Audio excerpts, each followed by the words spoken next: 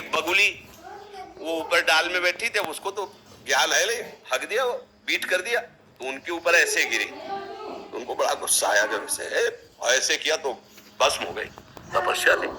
अब उनको गुदगुदी हुई कि तपस्या तो भारी हो गई, बस भस्म कर दिया उसको।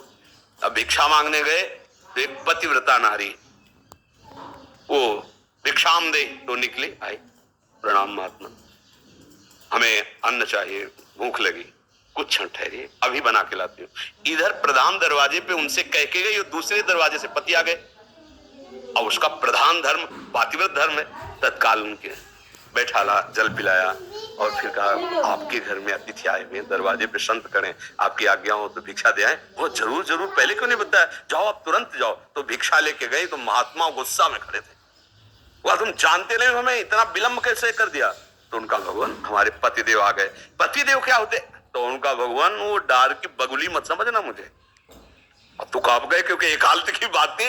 उनका डाल की बगुली मत समझना मुझे, जो तुम तपस्या से नहीं जान पाए हो, मैं अपने पति की सेवा से त्रिकालज्ञ हूं। बैठे बैठे देख रहे तुम्हारे क्या चल रहा है क्या नहीं चल रहा है। अभी तुम शुद्ध तपस्वी नहीं हो क्योंकि तुम्हें क्रोध आ गया है। तुम जाओ और एक कसाई हैं जो मांस काट के बेचते हैं, उनके चरणों में प्रणाम करो जाके, वो तुम्हें शिक्षा देंगे, तब तुम्हारी समझ में आ। तो होश उड़ गए ना, बोले मैं पातिव्रत धर्म से त्रिकालज्ञ हूं, तीनों काल का मुझे ज्ञान है। अब जहां भेजा वहां गए तो 1 किलो दो, 2 किलो दो, ऐसे काट।